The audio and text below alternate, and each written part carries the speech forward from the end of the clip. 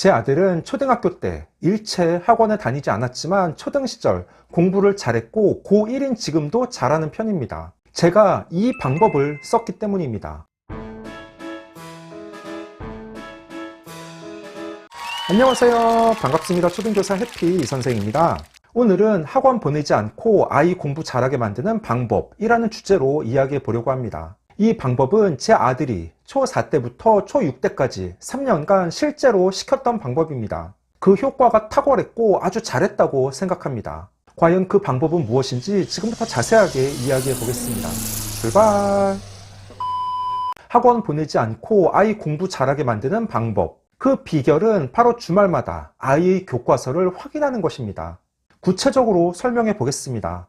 금요일 아이가 하교할 때 집으로 국어, 수학, 사회, 과학 등의 주지교과 교과서를 가져오도록 합니다. 대부분 아이들이 교과서를 교실의 사물함에 두고 다닙니다.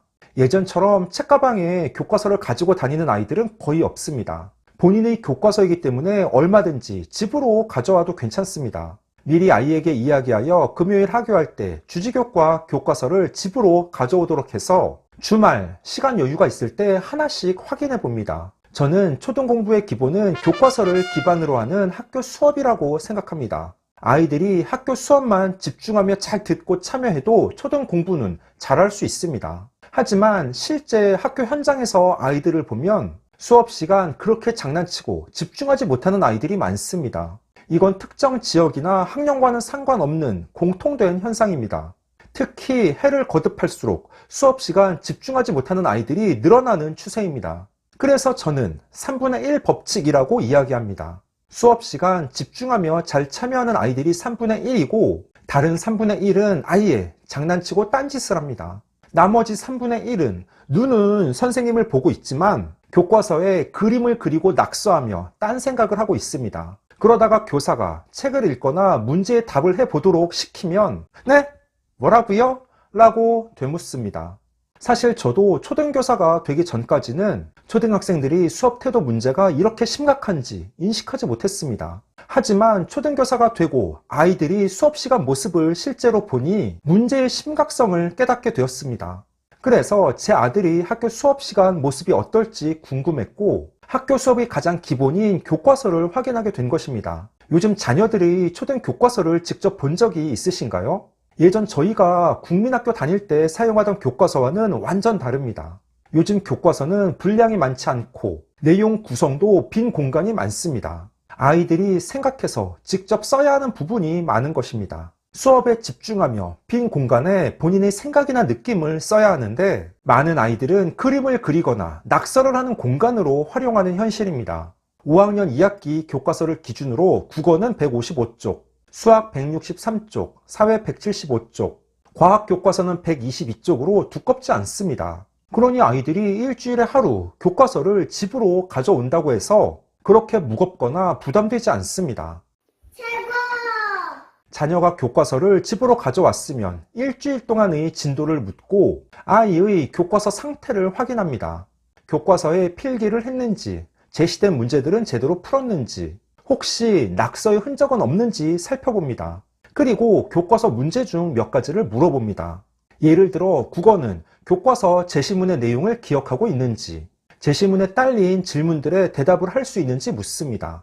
수학은 교과서 문제들을 풀었는지 확인해 봅니다. 가끔 종이에 교과서 문제 몇 개를 똑같이 쓰고 집에서 풀 수 있는지 확인해 봐도 좋습니다. 사회와 과학은 개념이 중요합니다. 친절하게 교과서의 핵심 개념은 진하게 표시되어 있습니다. 아이가 그 개념들을 본인의 입으로 말할 수 있는지 물으며 확인해 보는 겁니다. 예를 들어 자녀가 이번 주 5학년 2학기 과학 2단원 날씨와 우리 생활을 배웠다면 천천히 교과서 내용들을 살펴보다가 진한 글자로 표시된 개념을 물어봅니다. 아들아, 습도가 뭐니? 그러면 자녀가 대답합니다. 분명히 배웠는데 뭐더라? 그러니까 공기가 축축해서 습도는 공기 중에 수증기가 포함되어 있는 정도를 말합니다. 당연히 교과서에 나오고 진한 글자로 표시되어 있습니다. 만약 자녀가 대답을 못하면 어떻게 합니까? 교과서의 해당 부분을 다시 보여주면서 복습하도록 하면 됩니다. 사회도 과학과 마찬가지로 교과서에 나온 지난 글자, 핵심 개념을 묻습니다. 이렇게 매주 자녀에게 주지교과 교과서를 확인하면 어떤 점이 좋을까요?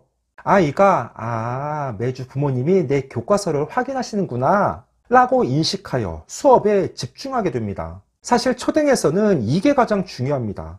아이가 40분 수업 시간에 집중하면 학원에 다니지 않더라도 학습 측면은 충분합니다.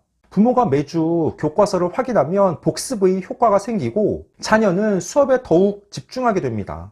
다만 주의할 점이 있습니다. 자녀에게 충분히 이 활동의 취지를 설명해야 합니다. 즉, 아이를 감시하고 평가하려는 목적이 아니라 자녀와 함께 복습한다는 의미로 생각하시면 좋습니다. 만약 자녀가 부모의 질문에 대답하지 못하더라도 너무 화내거나 타박하지 말고 교과서를 보여주며 내용을 확인하도록 시킵니다. 가끔 자녀의 교과서에 낙서가 있거나 공부의 흔적이 없으면 부족한 부분을 집에서 부모와 함께 공부하며 보충하면 됩니다. 특히 수학의 경우에는 모든 단원의 내용들을 완벽하게 이해해야 합니다. 그런데 만약 자녀가 가정체험학습으로 수업을 빠졌을 경우 해당하는 내용을 잘 모르고 넘어갈 수 있습니다. 그러니 가정에서 규칙적으로 교과서를 확인하면 자녀의 학습 이해 정도를 파악할 수 있습니다. 저는 아들이 초4 때부터 초6 졸업할 때까지 이 방법을 꾸준하게 실천했습니다. 아이에게는 아빠가 4학년 교과서가 어떻게 구성되어 있는지 너무 궁금해. 그리고 우리 아들이 공부 잘하고 있는지도 알고 싶고. 그러니 매주 금요일 집에 올 때 국어, 수학, 사회, 과학 교과서를 집으로 가지고 오렴 이라고 말했습니다. 아이를 감시하고 통제하는 수단이 아니라 어떤 내용을 배우고 있는지 함께 확인하며 소통하는 시간으로 삼았습니다. 그랬더니 아이도 매주 빠짐없이 교과서를 집으로 가져왔습니다. 그리고 월요일 등교할 때 다시 학교로 가져가는 겁니다. 영어는 교과서에 별도의 제시문이 나와 있지 않습니다. 그래서 영어 교과서 확인은 실효성이 없어서 뺐습니다. 저는 매주 확인했는데 각 가정의 여건과 상황에 따라 2주에 한 번 또는 한 달에 한 번씩 확인해도 괜찮습니다. 보호자께서 다소 번거롭고 귀찮을 수 있지만 그 효과는 정말 탁월하다고 자신합니다. 15초 요약! 오늘은 학원 보내지 않고 아이 공부 잘하게 만드는 방법이라는 주제로 이야기해 봤습니다.